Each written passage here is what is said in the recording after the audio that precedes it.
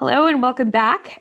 Today I'm here with Dr. Jennifer Nash. She's the founder of Nash Consulting and Associates, a global coaching and consulting firm that helps leaders and organizations accelerate performance through the growth, learning, and change. Prior to launching Nash Consulting and Associates, Jennifer held executive and leadership roles at Deloitte Consulting, Ford Motor Company, Cali Services, and Electronic Data Systems through her 25-year career. And today she's here with us. We're going to be talking about how to future-proof you, the facts of managing uncertainty and ambiguity during the new normal of COVID-19 and beyond. Jennifer, welcome. Thank you so much for having me. I'm so excited to be here today. Yeah, I'm so glad that you could join us. So talk to me about the facts. How do we manage ourselves during this time? Well, Marie, as you know, like right now, we are in such a period of turbulence, and everyone has all of this information that's coming at them all at once. Much of that information is not positive, right? We're hearing a lot of, disturbing stories around, first responders and medical personnel not having, the PPE that they need, for example, to take care of not only themselves and protect themselves, but to take care of others that are sick with COVID-19 right now. And so in this turbulent time where, we also have leaders of organizations who are dealing with, very difficult decisions in this moment, maybe decisions they've never been faced with before in their careers, we have a lot of uncertainty and we have a lot of ambiguity. So what I wanted to do was take some time to maybe think about what are some of the ways that we can manage some of this ambiguity and some of this uncertainty that's coming at us, and really take a deeper dive into, if we can't control the environment around us, which we can't, what do we have agency over? What do we have control over? And that is actually ourselves. And so the facts are related to ways that you can reduce stress and manage ambiguity and reduce uncertainty for yourself, but also for those around you. And so the first, the F in facts stands for focus. And so what do I mean by focus? Well, focus is a way for you to consider how you can tune out all that external noise that's around you, whether it's coming from information overload, whether it's coming from, an email inbox that just continually dings, whether it's coming from CNN with the constant news feed of, more casualties that are happening every day.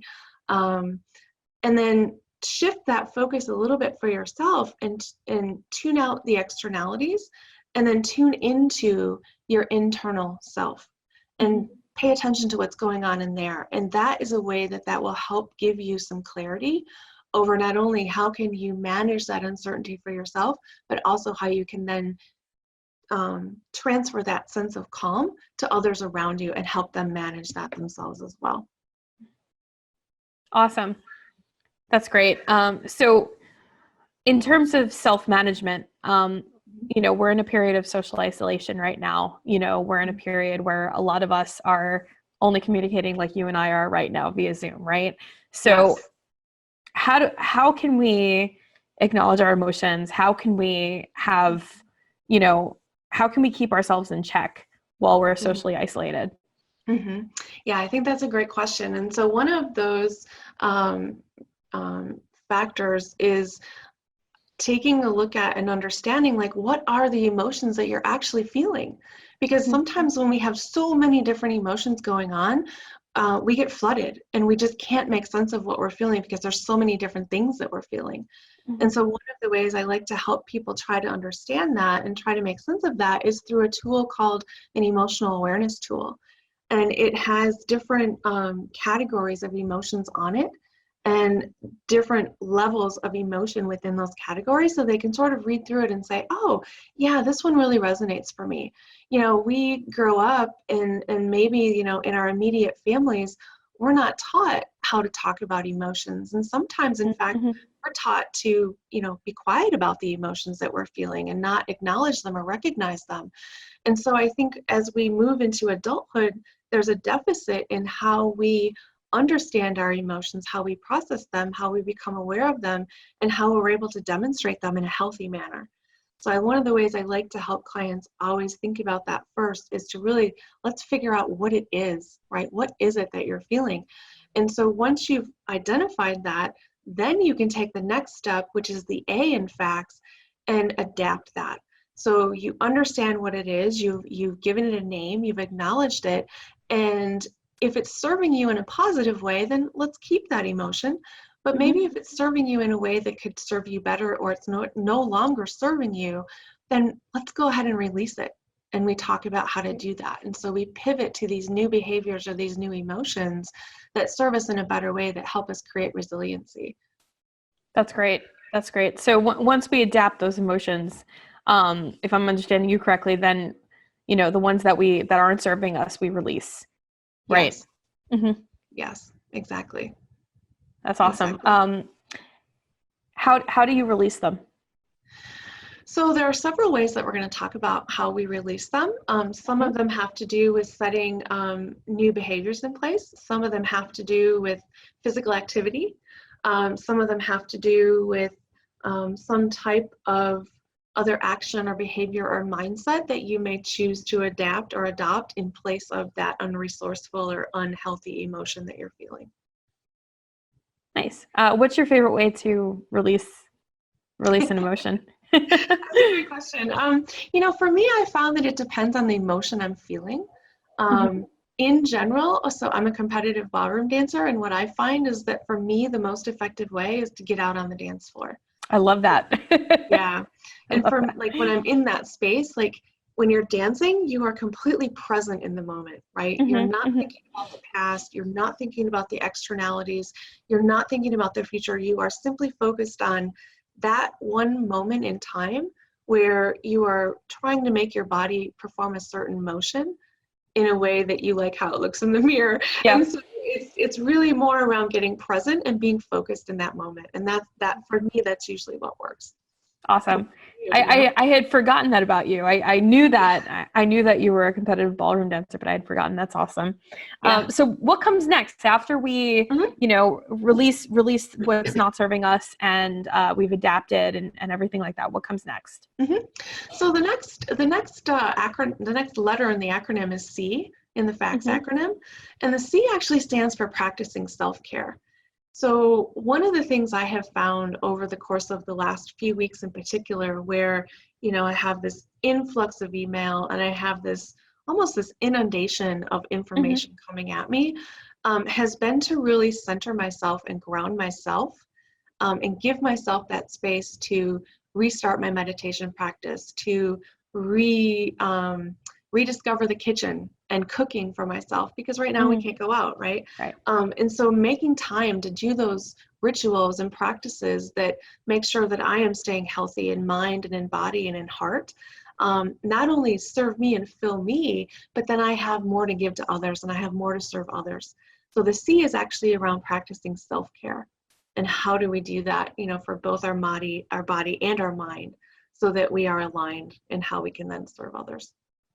I love that. And I think that's, the self-care part of things, right? That's so underrated.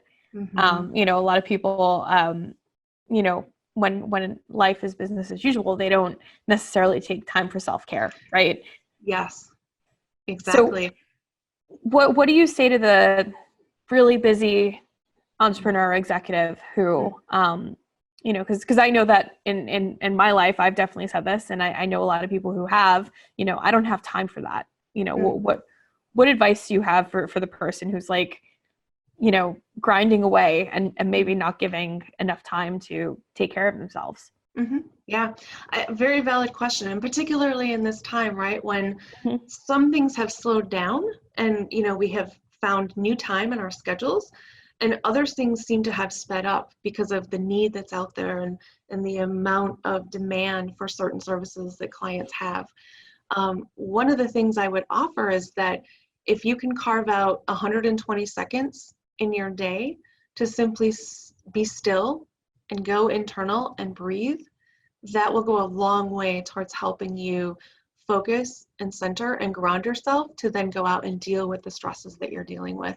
And you will be able to do that from calming down your parasympathetic nervous system. So it just takes 2 minutes. It literally takes 2 minutes. It literally takes 2 minutes, yes. I mean, you can make your meditation practice or your, reflection exercise as long as you want, obviously, or as long as you need.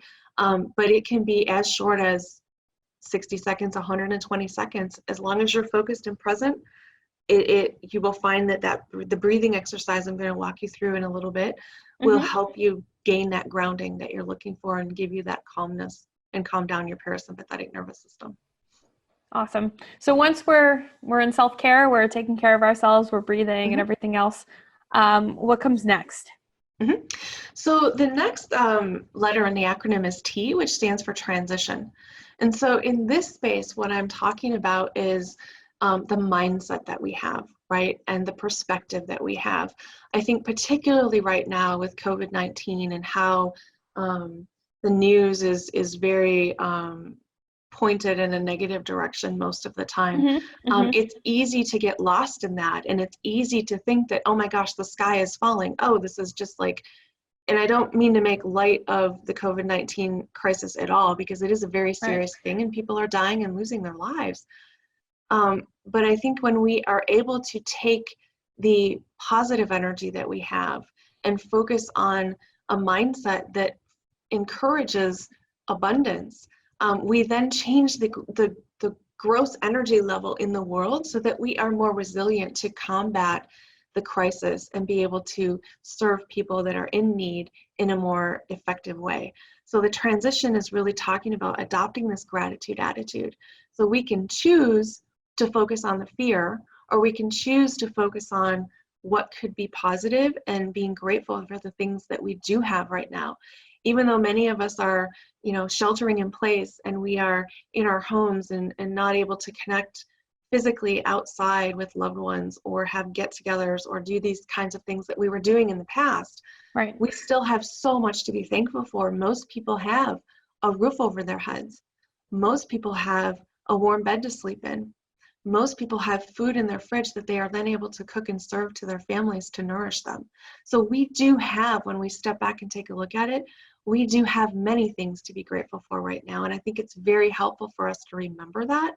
And when we remember that in our brains, it puts us into a place of positivity and gratitude, which then brings more abundance. So if we can share that gift of kindness and love, that will help us spread abundance throughout the world.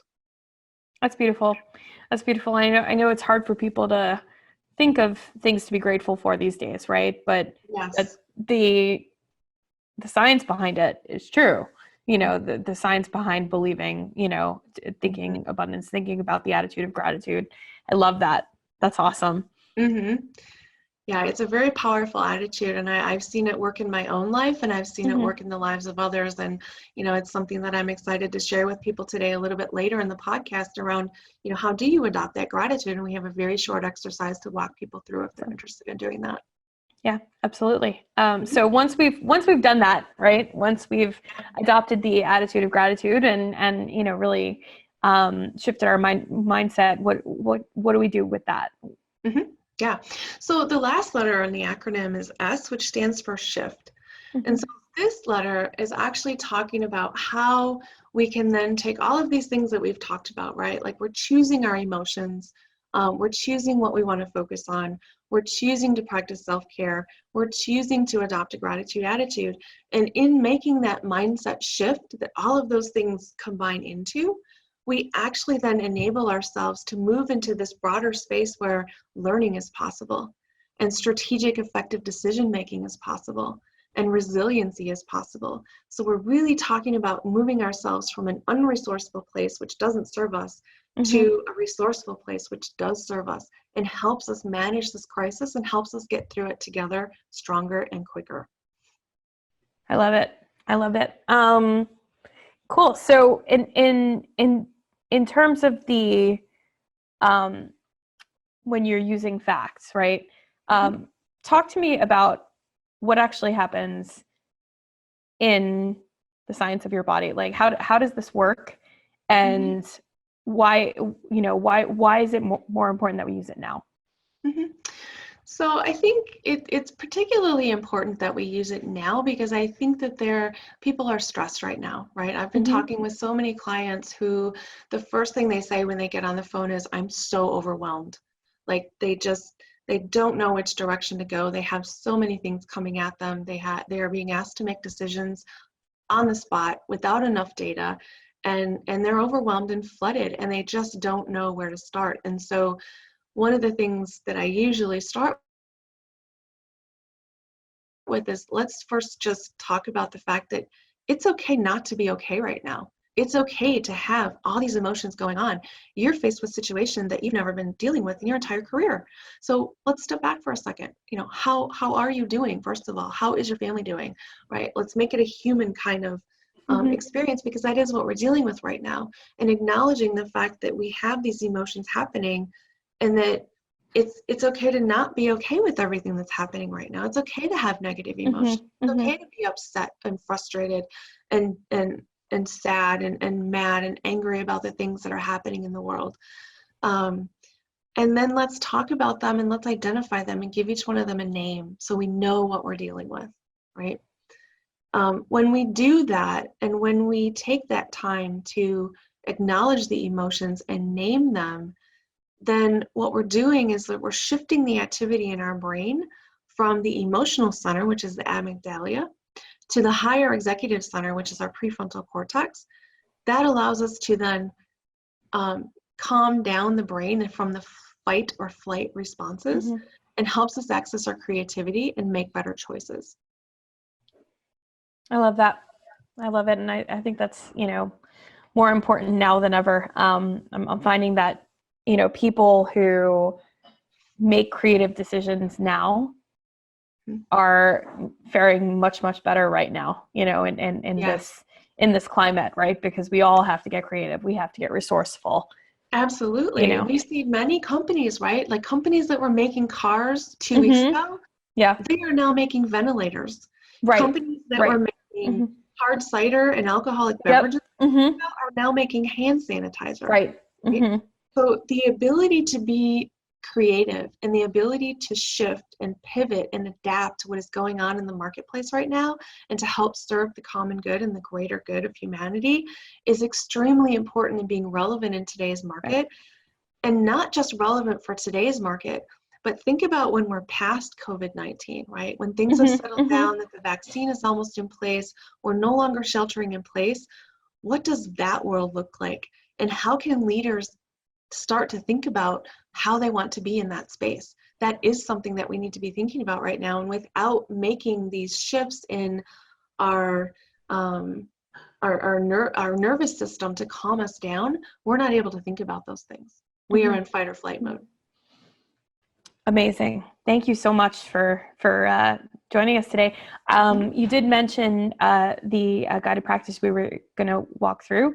Sure. Can you tell us a little bit about that? Yes.